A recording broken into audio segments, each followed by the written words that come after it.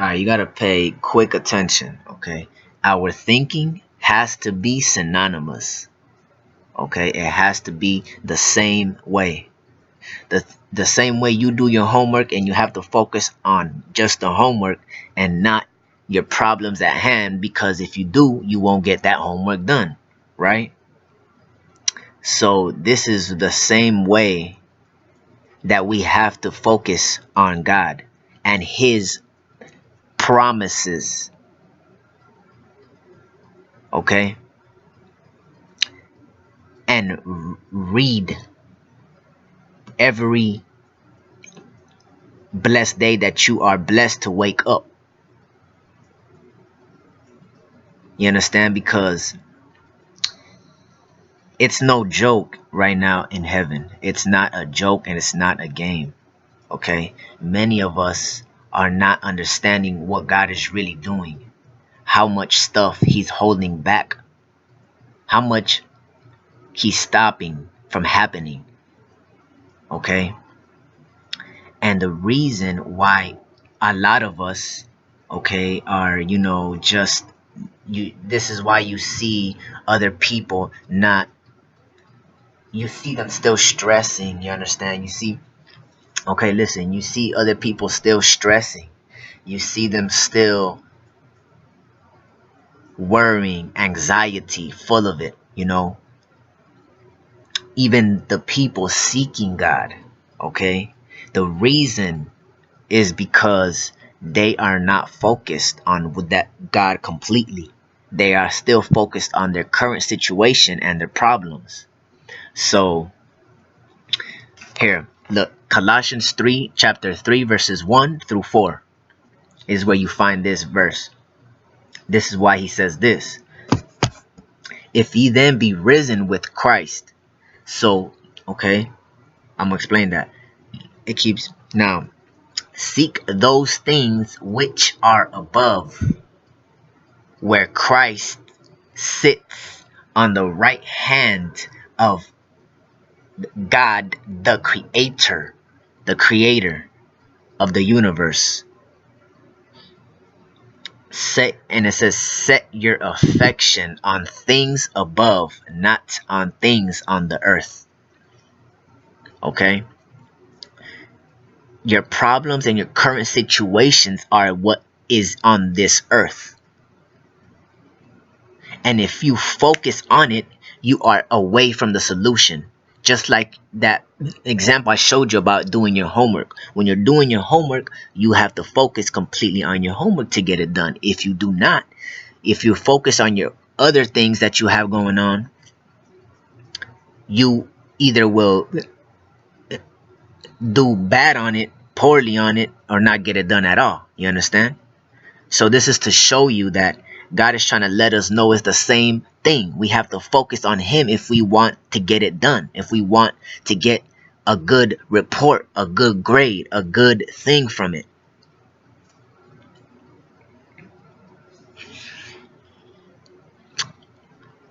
Okay. Now, okay, so this is why he says this also, okay, in the book of James, chapter 1, verse 8. Okay, this is why he says this. Okay, a double-minded man is unstable in all his ways. So, a double-minded man. So, whoever is both-sided in two different things. Okay, you see that? Is the book of James, chapter 1, verse 8. A double-minded man is unstable in all his ways. All, not just some ways, all his ways. So you're going to be juggling all of these things with you in your life, but you're going to be unstable in it. So you got your jobs, your relationships, you understand, and whatever else you do on the side for fun, not even just for fun, but something that you enjoy doing. You understand? God, it's okay to enjoy some of the enjoyments that's not sin, as in don't enjoy sin, you know. But because people get enjoyment, you get that wrong a lot of the times. Enjoyment and sin, you think that's enjoyment. You understand? That's not enjoyment, because it takes away your heart and your life. That's what it does. So now, a double-minded man, see, it's a person, either female and male. Okay, is unstable in all his ways. So he cannot hold it. He cannot maintain what he has because of his double-mindedness. Now, if we want to maintain what we have, if we want to maintain the blessings that are forever of God, we have to not have this double mind and keep our mind completely in Him. To show you right there, and that's in the book of James chapter 1 verse 8. Okay, now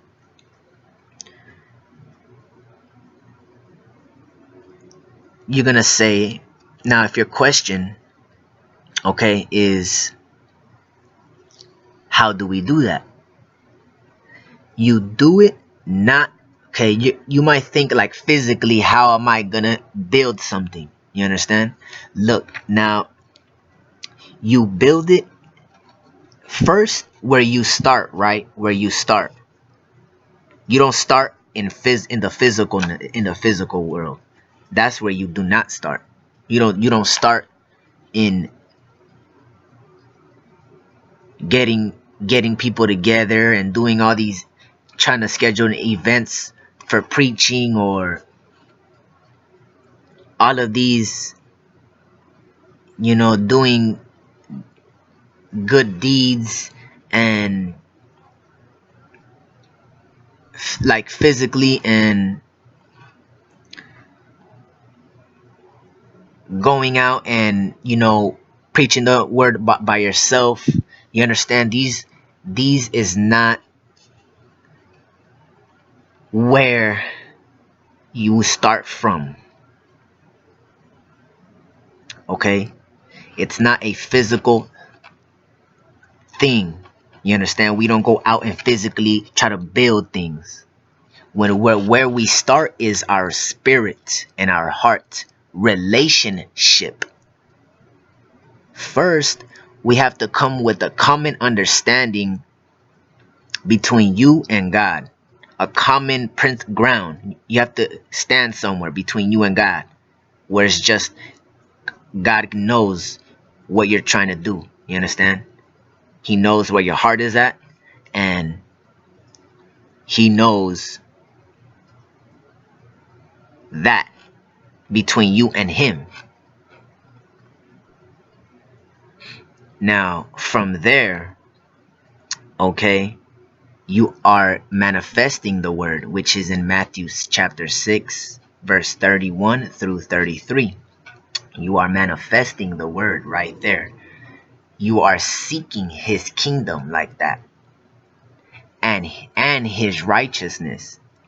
Now you seek His righteousness. You see that? Now, where do we do it? Not in physical, in spirit. The inner you, the inner man, that is the spirit. Now, not some people lean their identity in their words. That's not who you are. Your inner man, the inner heart of you. Okay? That is where you start to build. Okay? This is where you start to build.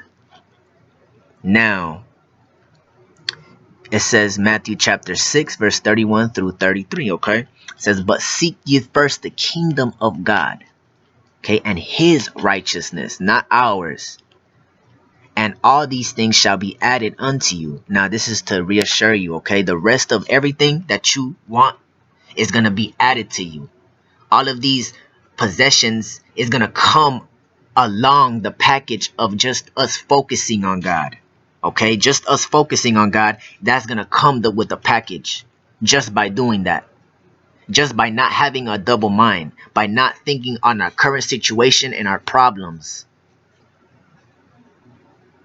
and keeping our mind on His promises by reading the Word, by reading His promises. You have to do it by yourself. Your parents cannot have to do the same thing, or else they would stumble and fall. They will still have stress and anxiety. And the pastor or preacher cannot do that for them. They have to do it for themselves. And who's going to do it for the pastor or preacher? They have to do it themselves. Who's going to do it? The most influential man of God still has to do it himself. You understand? So it doesn't matter what type, okay? We have to get there on our own, and you can get there. God didn't make this impossible. He wants you. This is the reason why He left us His word, His promises, so we can get to it. You understand? It's not for the simple. It's not for the most wisest man. Okay? This is for, He symbolized it so even the simplest man or person who is, just void. Well, okay. The most righteous, humble people in the earth, who are just humbly living honestly, who are not really, those people are already blessed, okay, and they already have some things. But the least understanding person, this is why God gave us His promises, so He can know what is going to come, okay, so even you can know. So this is not, so none of that, no room for child reasoning. Okay, when you were a child, you thought like a child, you reasoned like a child. Okay, now are you now,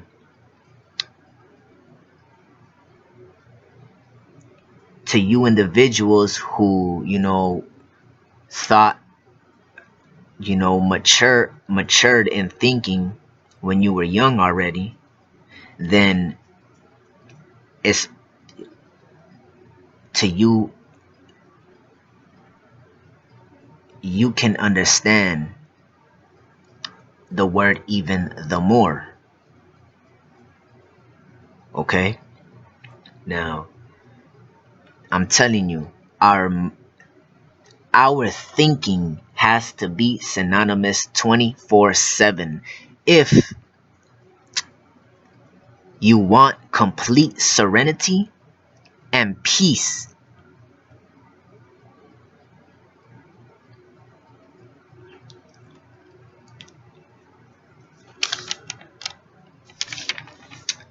Okay, this is why He says, okay, in Matthew chapter 7 verses 13 and 14, okay, says, enter ye in at the straight gate.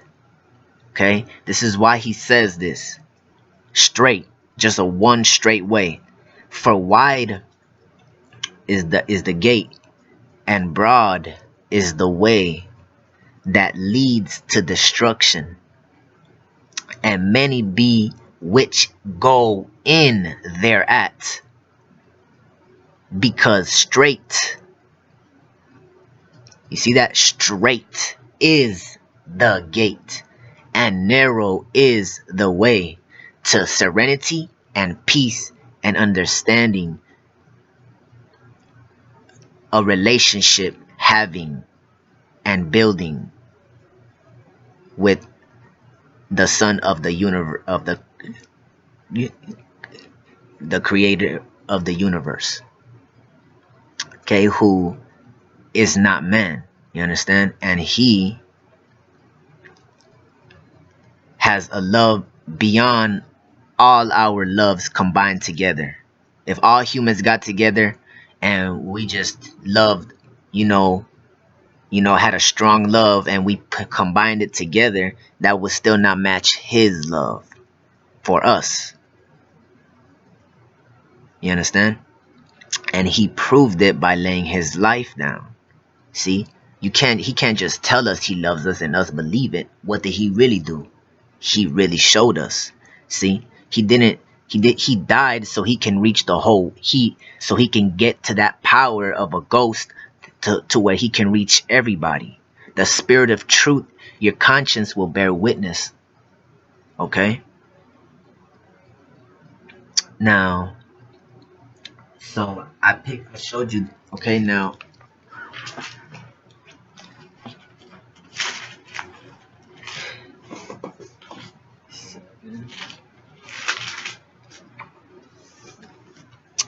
okay.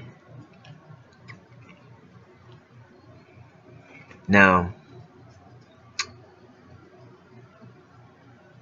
this is when, all right, so when you get a grape, okay, you expect the grape to be good because it's the grape and you don't expect nothing bad to happen.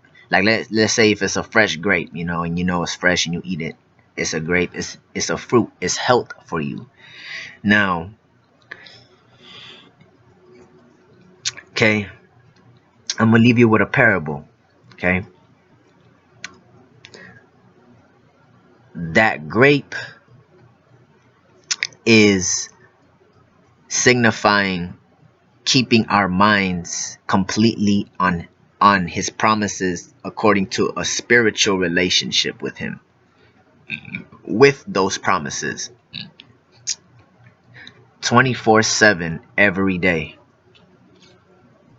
Okay, our house is our spirit now, not a physical place. So wherever we're at, we're in our spirit according to his promises and our relationship with him, which is his truth, which is also just communing with him, communication, and building and building from there.